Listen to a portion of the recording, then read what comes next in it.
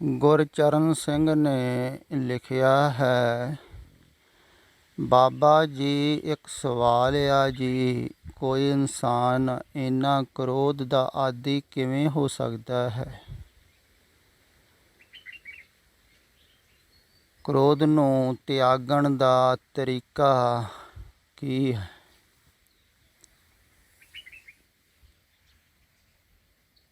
ਇਹ ਆਦਮੀ 'ਤੇ ਨਿਰਭਰ ਕਰਦਾ ਹੈ ਵੀ ਕੋਈ ਆਦਮੀ ਇੰਨਾ ਕ੍ਰੋਧੀ ਕਿਵੇਂ ਹੋ ਗਿਆ। ਕਈ ਕਾਰਨ ਹੋ ਸਕਦੇ ਹਨ ਕ੍ਰੋਧ ਦੇ, ਕਿਉਂਕਿ ਐਸੇ ਸਮਾਜ ਵਿੱਚ ਰਹਿ ਰਿਹਾ ਹੈ ਜਿਹੜੇ ਕ੍ਰੋਧ ਸਿਖਾ ਰਹੇ ਹਨ, ਕ੍ਰੋਧ ਦਿਵਾ ਰਹੇ ਹਨ,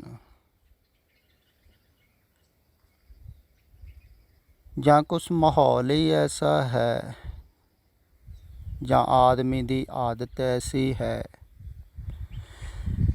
ਪਰ ਕ੍ਰੋਧ ਦੇ ਪਿੱਛੇ ਜੋ ਕਾਰਨ ਹੈ ਨਾ, ਉਹ ਇੱਕੋ ਹੀ ਹੈ, ਉਹ ਹੈ ਅਹੰਕਾਰ। ਜਿੰਨਾ ਅਹੰਕਾਰ ਜ਼ਿਆਦਾ ਹੋਵੇਗਾ ਓਨਾ ਹੀ ਆਦਮੀ ਕ੍ਰੋਧੀ ਹੁੰਦਾ ਹੈ।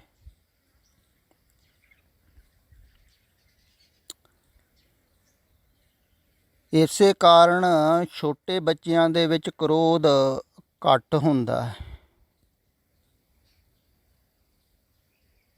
ਕਿਉਂਕਿ ਉਹ ਅਹੰਕਾਰੀ ਘੱਟ ਹੁੰਦੇ ਹਨ।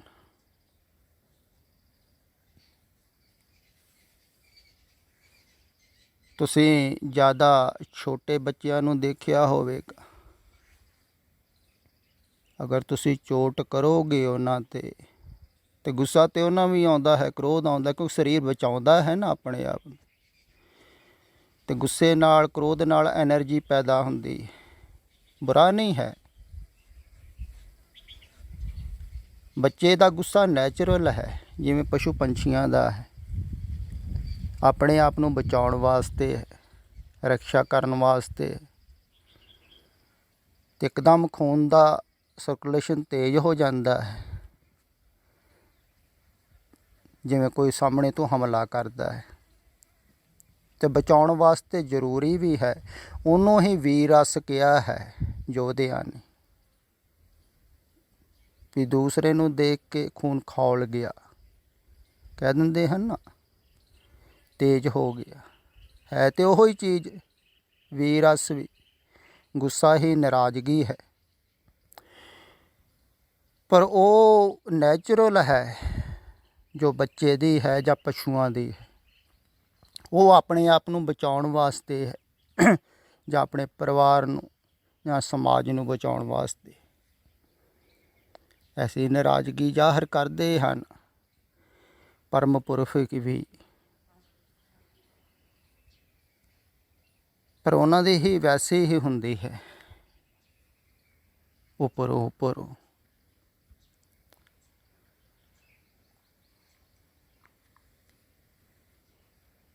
ਪਰ ਜੋ ਇਹ ਵਾਸਤਵਿਕ ਦੇ ਵਿੱਚ ਜਿਹਨੂੰ ਤੁਸੀਂ ਕ੍ਰੋਧ ਕਹਿੰਦੇ ਹੋ ਨਾ, ਕ੍ਰੋਧ ਦੇ ਆਦੀ ਹੋ ਜਾਣਾ,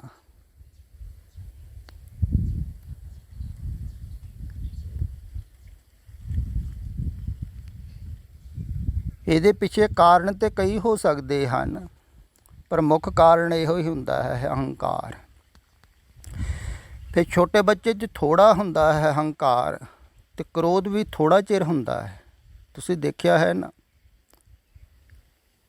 ਬੱਚਾ ਇੱਕਦਮ ਕ੍ਰੋਧਿਤ ਹੋ ਜਾਂਦਾ ਹੈ, ਬਹੁਤ ਗੁੱਸੇ ਦੇ ਵਿੱਚ ਆ ਜਾਂਦਾ ਹੈ, ਪਟਕ ਕੇ ਮਾਰਦਾ ਹੈ ਆਪਣੇ ਹੱਥ ਪੈਰ, ਉਛਲਦਾ ਹੈ, ਲੇਟਦਾ ਹੈ, ਪਰ ਹੁੰਦਾ ਉਹ ਥੋੜ੍ਹੇ ਚਿਰ ਵਾਸਤੇ, ਕਿਉਂਕਿ ਉਹਨੂੰ ਵਿਚਾਰ ਦੇ ਤਲ 'ਤੇ ਨਹੀਂ ਬਿਠਾਉਂਦਾ ਹੈ, ਉਸ ਨਾਰਾਜ਼ਗੀ ਨੂੰ ਆਪਣੇ ਦਿਲ ਦੇ ਅੰਦਰ ਨਹੀਂ ਬਿਠਾਉਂਦਾ ਹੈ।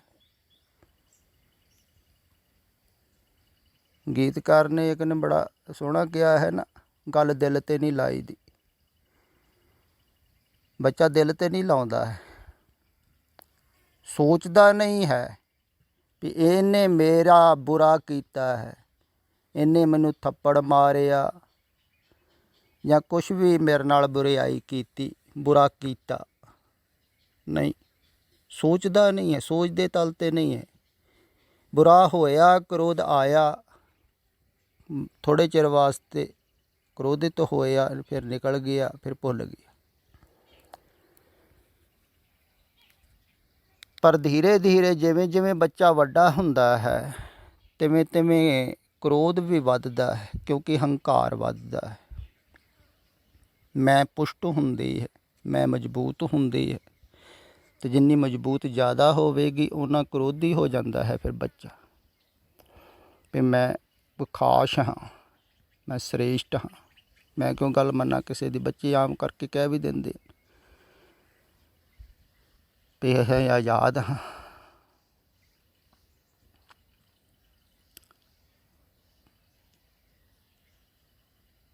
ਅਤੇ ਜਿਵੇਂ ਜਿਵੇਂ ਵੱਡਾ ਹੁੰਦਾ ਹੈ, ਤਿਵੇਂ ਤਿਵੇਂ ਹੀ ਫਿਰ ਚਾਰ ਛਪੇਰੇ ਵੀ ਕ੍ਰੋਧ ਸਿਖਾਉਣ ਵਾਲੇ ਹਨ, ਕਿਉਂਕਿ ਸਾਰੇ ਹੀ ਹੰਕਾਰੀ ਹਨ ਅਤੇ ਇੱਕ ਦੂਸਰੇ ਦੇ ਹੰਕਾਰ 'ਤੇ ਚੋਟ ਕਰਦੇ ਰਹਿੰਦੇ ਹਨ। ਅਤੇ ਬੱਚੇ ਨੂੰ ਵੀ ਹੰਕਾਰੀ ਬਣਾਉਣ ਵਾਲਾ ਵੀ ਸਮਾਜ ਹੀ ਹੈ ਨਾ, ਪਰ ਉਹਨੂੰ ਪਤਾ ਨਹੀਂ ਨਾ ਹੁੰਦਾ।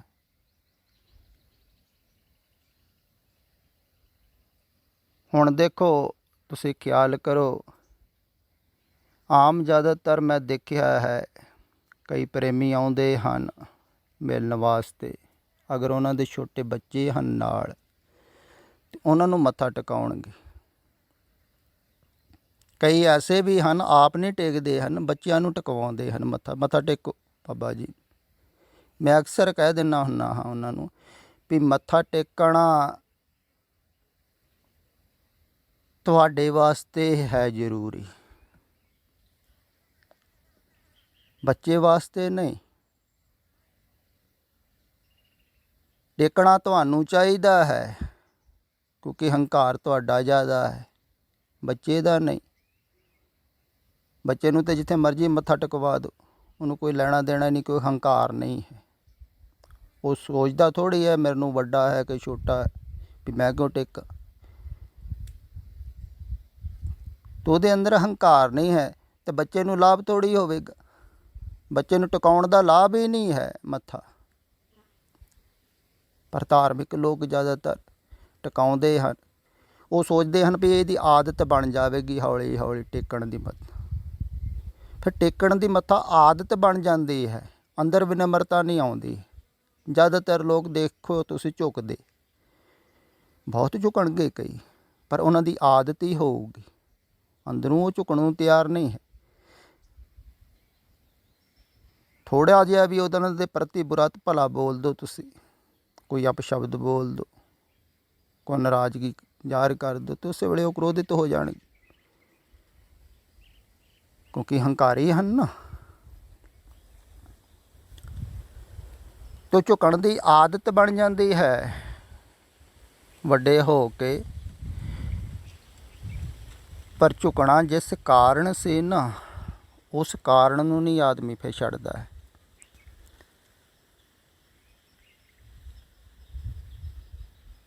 ਅਤੇ ਬੱਚਿਆਂ ਨੂੰ ਝੁਕਣ ਦੀ ਲੋੜ ਨਹੀਂ ਹੈ। ਜਿੰਨਾ ਛੋਟਾ ਹੈ ਬੱਚਾ ਓਨਾ ਨਿਰਹੰਕਾਰੀ ਹੈ। ਜਿੰਨਾ ਜ਼ਿਆਦਾ ਹੰਕਾਰ ਹੈ ਓਨਾ ਹੀ ਝੁਕਣ ਦੀ ਲੋੜ ਹੈ, ਅਤੇ ਜਿੰਨਾ ਜ਼ਿਆਦਾ ਹੰਕਾਰੀ ਹੋਵੇਗਾ ਓਨਾ ਹੀ ਉਹ ਕ੍ਰੋਧਿਤ ਹੋ ਜਾਵੇਗਾ, ਹਿੰਸਕ ਹੋ ਜਾਵੇਗਾ।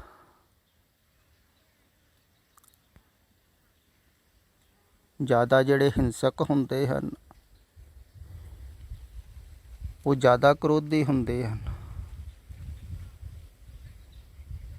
ਵੀ ਮੇਰੇ ਵਰਗਾ ਕੋਈ ਨਹੀਂ, ਮੇਰੇ ਸਾਹਮਣੇ ਕੋਈ ਬੋਲ ਨਹੀਂ ਸਕਦਾ, ਮੇਰੇ ਸਾਹਮਣੇ ਕੋਈ ਚੂੰ ਨਹੀਂ ਕਰ ਸਕਦਾ। ਕਈ ਘਰ ਦੇ ਵਿੱਚ ਵੀ ਐਸਾ ਹੀ ਸੋਚਦੇ ਆ ਵੀ ਜਾਣਦੇ ਨਹੀਂ ਮੈਂ ਸਾਰਿਆਂ ਨੂੰ ਵੱਡਾ, ਸਾਰਿਆਂ ਨੂੰ ਪ੍ਰਮੁੱਖ, ਤੁਹਾਡਾ ਮੇਰੇ ਸਾਹਮਣੇ ਤੁਸੀਂ ਬੋਲ ਪਏ। ਕਈ ਬਹੁਤ ਨਾਰਾਜ਼ ਗੁੱਸੇ ਹੁੰਦੇ ਆ, ਕਿਉਂਕਿ ਇੱਕ ਹੰਕਾਰ ਨੂੰ ਪਕੜ ਕੇ ਬੈਠ ਗਏ ਨਾ, ਮੈਂ ਵੱਡਾ, ਮੈਂ ਮਹਾਨ, ਮੈਂ ਸ੍ਰੇਸ਼ਟ, ਕੁਛ ਨਾ ਕੁਛ ਖਿਆਲ ਰੱਖ ਲਿਆ ਅੰਦਰ। ਉਹ ਖਿਆਲ 'ਤੇ ਚੋਟ ਲੱਗਦੀ ਹੈ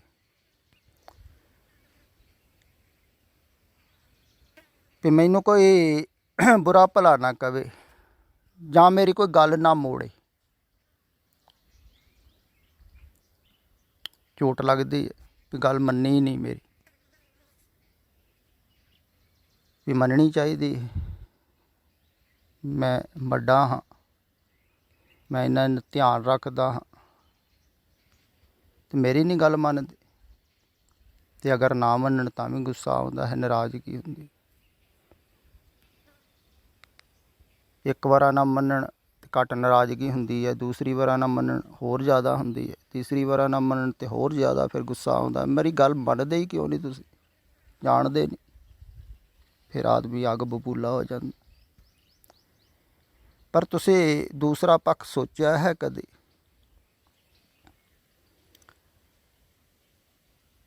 ਵੀ ਤੁਹਾਡੀ ਗੱਲ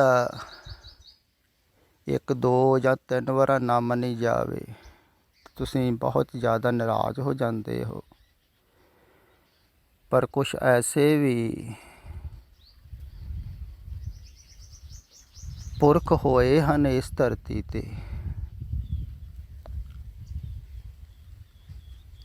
ਜਿਨ੍ਹਾਂ ਨੂੰ ਬਹੁਤ ਜ਼ਿਆਦਾ ਬੁਰਾ ਭਲਾ ਬੋਲਿਆ ਗਿਆ, ਬਹੁਤ ਅਪਮਾਨਿਤ ਵੀ ਕੀਤੇ ਗਏ। ਤਾਂ ਉਹਨਾਂ ਦੀ ਗੱਲ ਵੀ ਲੋਕ ਜ਼ਿਆਦਾਤਰ ਨਹੀਂ ਮੰਨਦੇ ਹਨ।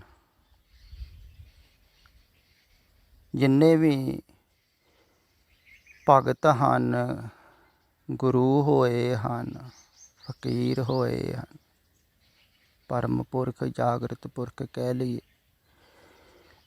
ਅਕਸਰ ਜ਼ਿਆਦਾਤਰ ਉਹ ਜਦੋਂ ਉਪਦੇਸ਼ ਦਿੰਦੇ ਹਨ, ਕਿਸੇ ਨੂੰ ਕੁਛ ਕਹਿੰਦੇ ਹਨ, ਤਾਂ ਉਹਨਾਂ ਦੀ ਗੱਲ ਕੋਈ ਵੀ ਨਹੀਂ ਮੰਨਦਾ।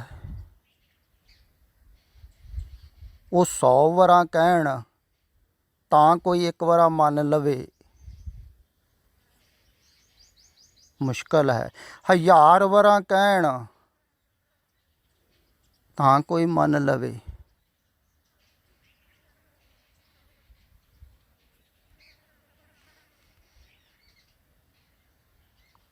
ਉਹ ਕਹਿੰਦੇ ਹੀ ਰਹਿੰਦੇ ਹਨ, ਕੋਈ ਮੰਨਦਾ ਹੀ ਨਹੀਂ, ਫਿਰ ਵੀ ਉਹ ਨਾਰਾਜ਼ ਨਹੀਂ ਹੁੰਦੇ।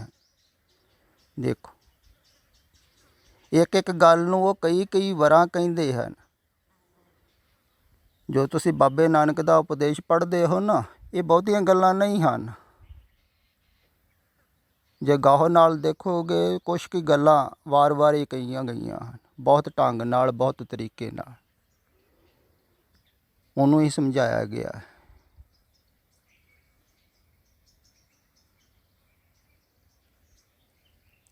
ਪਰ ਇੰਨੀ ਵਾਰ ਸਮਝਾਉਣ ਦੇ ਬਾਵਜੂਦ ਵੀ ਕੋਈ ਸਮਝਦਾ ਥੋੜ੍ਹੀ, ਰੋਜ਼ ਹੀ ਸਮਝਾਉਂਦੇ। ਫਿਰ ਅਗਰ ਉਹ ਨਾਰਾਜ਼ ਹੋਣ ਤਾਂ ਤੁਸੀਂ ਸੋਚ ਸਕਦੇ ਹੋ।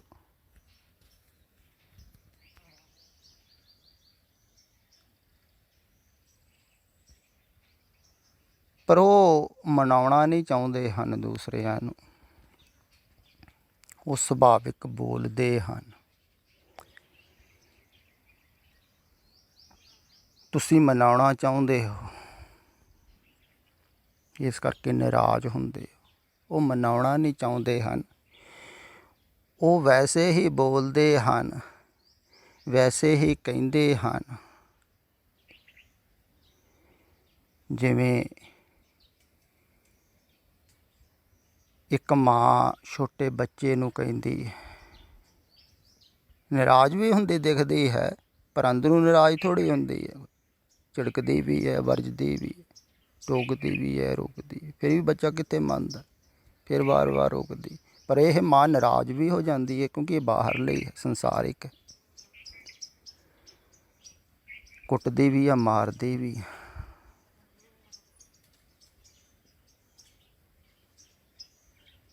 ਪਰ ਕੁਛ ਮਾਤਰ ਤਵ ਤੂੰ ਵੀ ਅੱਗੇ ਲੰਘ ਜਾਂਦੇ ਆ।